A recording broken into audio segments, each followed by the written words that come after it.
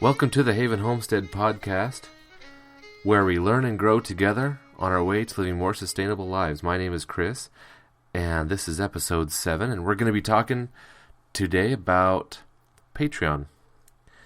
I've mentioned it on the last few episodes of my podcast, and it's come to my realization that some of you might not know what Patreon is and why it's important to me.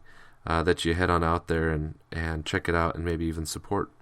One of my gurus, I listen to other podcasts, and one of my gurus that I really like is Jack Spreaker at the Survival Podcast. And his support comes from what he calls the Member Support Brigade, which is a membership that he gives certain discounts or certain perks to for joining. And he always says, 18 cents an episode is, what it's worth for 1 year of the Member Support Brigade. After I listened to him for a little while, I thought, it's really worth 18 cents an episode, more than that, for the information I've got from him.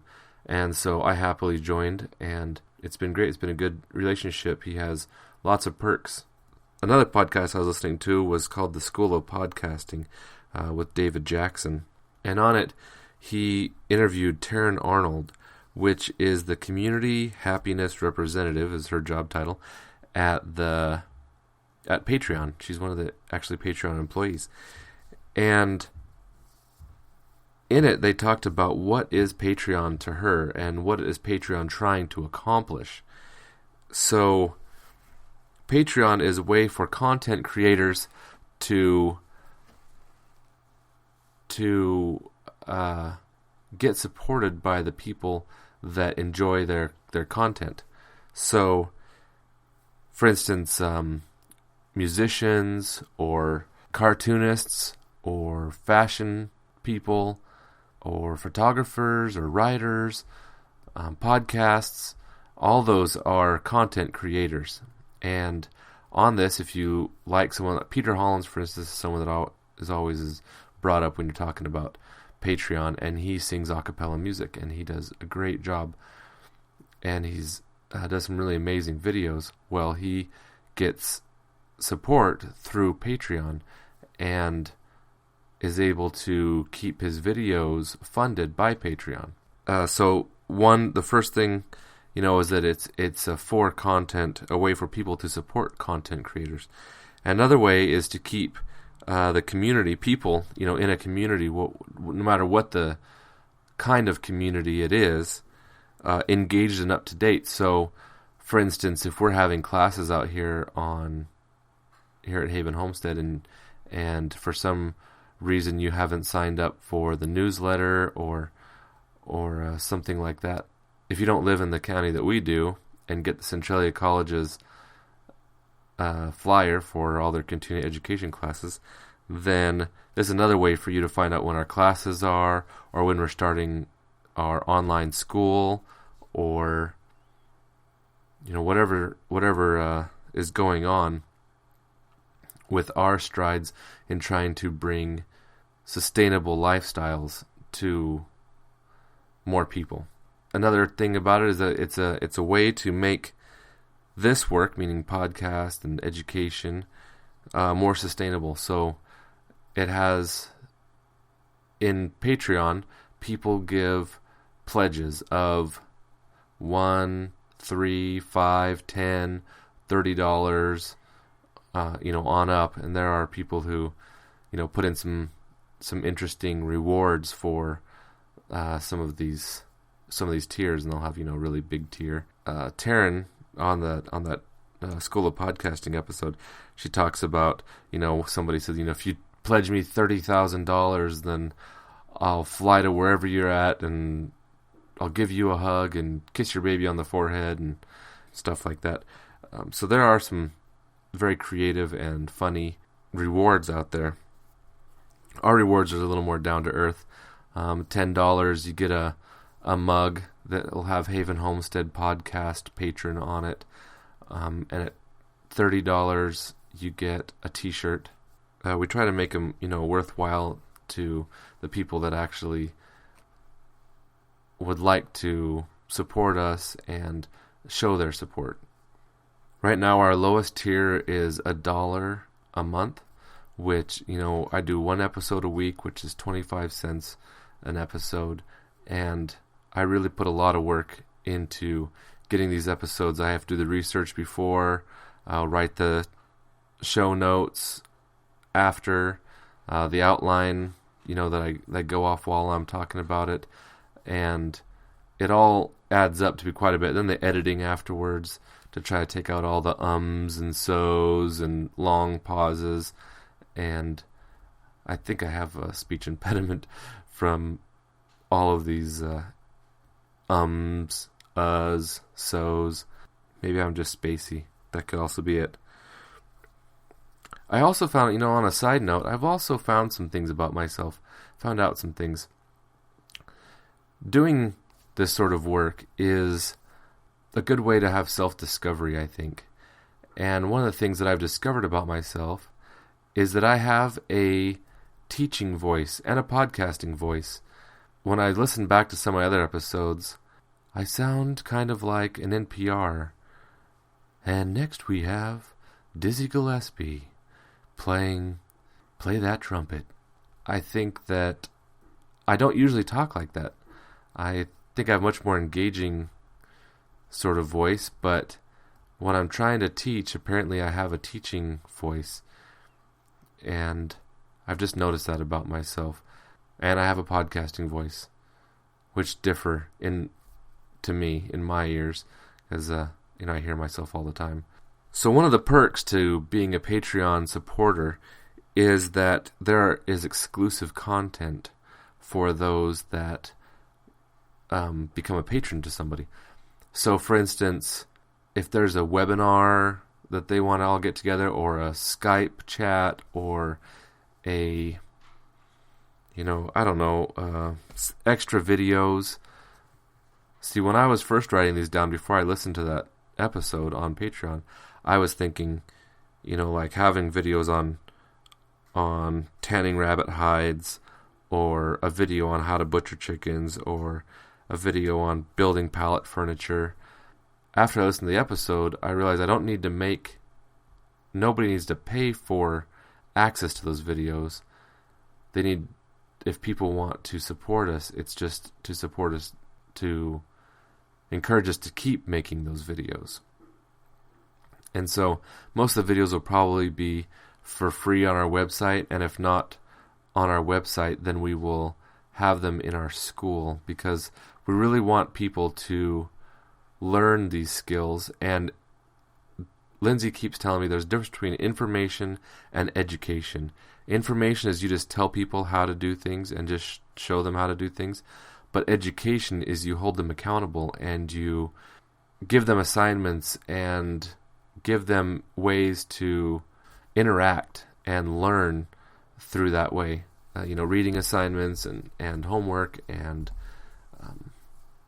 projects that they do and then report back. And that's how you make sure that they are learning something and not just, paying for information that they never get anything really from. I know I learn a lot more when I do things rather than just hear things.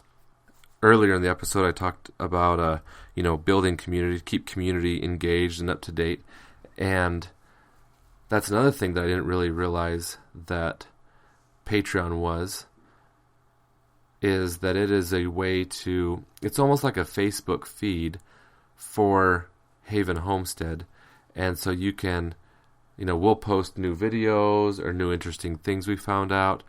And when people have questions, they can, ask us through that medium, and then we can answer them back and really build a community of conversations and like-minded people. When you're thinking about joining Patreon, what is the information that you get from it really worth? So if you learn how to raise chickens, and through the questions and answers, through the educational material, through the podcasts, and it saves you from buying spending all your money on a breed of chickens that fly out of your coop and run all around and get eaten by coyotes, or if you want to buy land but haven't thought through certain things that maybe were brought up in episode 2 on land, or, all sorts of stuff. When we get into medical, survival medicine, or things like that, what is the value of it? It's kind of like an apple tree. You get it for $20 at the nursery, and you go out. Well, that's what it is over here where we live, anyways. So you get a bare root tree for $20 at the nursery. You go out, you plant it. It's going to produce apples within a couple of years for the next 50 years. What you paid for that tree at the beginning of that is a very, very small fraction to the value of the tree. And that's not counting the air it's cleaned or the beauty it gives you. And that's just talking about just the fruit. What you paid, the $20 you paid at the beginning, is such a small number compared to what the value is that you get from the apple tree. And I like to think that our website, our Patreon account, and what we're doing is like that we will, over the next several years, hopefully, give many, many ways to help people not make mistakes that we've made, or know what they need to do to fix the mistakes they did make.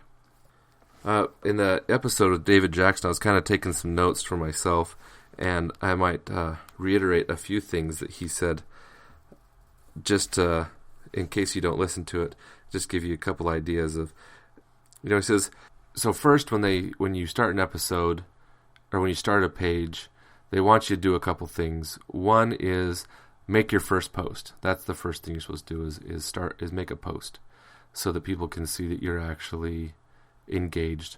And second is to visit your inner circle and ask them to support you. So ask for patronage from your inner circle, your family and your friends. And he mentioned something that says, if you talk to your mom and you say, Mom, if you go to the movies, that's probably $40 or $50 right there. You're going to buy a big thing of popcorn, a big, gallon of Coke, and then watch a movie that has some entertainment value to it. But after that, you're going to walk away $40 or $50 lighter. And I'd like to put in, well, what will you really get from it?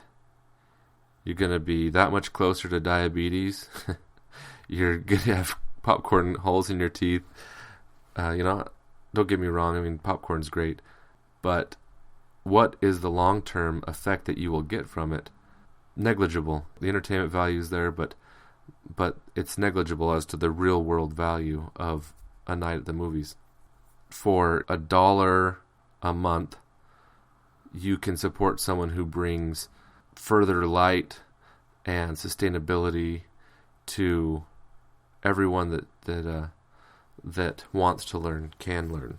Some of the things that he mentioned, or that she mentioned and he reiterated, was you need to have, and we're going to strive for, consistent content. So ever since January, which is when I did my first one, and now it's February the 16th, 2017. So we started our first one in January, and I've done a podcast every single week. And I plan on doing that as long as we're not out on vacation or something. And even then, I could probably podcast from the road because I just use our laptop and a portable mic. And the other one is consistent engagement. So being engaged in the community constantly is something that I really look forward to. I'm excited, and I've met with some very good outcomes from just starting to update my Facebook page. I talked to a friend who has the dealer playbook. His name's Michael Cirillo, and we were talking about adding value to the community, and he said that it's important to have more community-based events so that you can get people to understand that it's not just, he does about car dealerships. It's not just about the car dealership, that it's about that they're people too, and that they have a place in the community, and they're a business. And it's just made me think that we need to have more events out here, and I'm going to strive to get that done here